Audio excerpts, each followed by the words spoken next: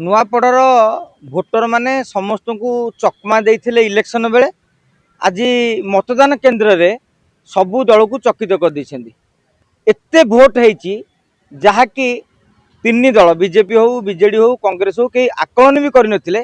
समस्तଙ୍କର आकलन थला 190,000 पाखापाखि भोटिंग हम कहीं 2024 रे 183,000 भोटिंग होता।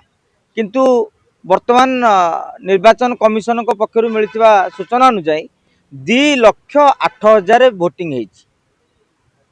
प्रथम यदि आम आसवा बीजेडी आड़ को से चाहूले 60 ରୁ 70,000 भोट पाइबे से अनुसार से रणनीति करते।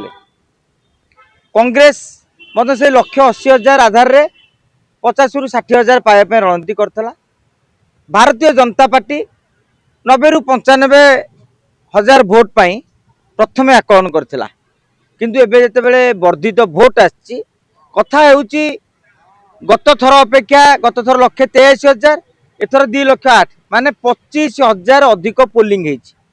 ए जो 25,000 भोटिंग हेला एवं ए जो भोटर माने काहाकू भोट देथिबे ये एक सबुठारु बड़ प्रश्न। नुआपड़ा रे 5 दिन जाई मु जहाँ स्थिति परखिथिली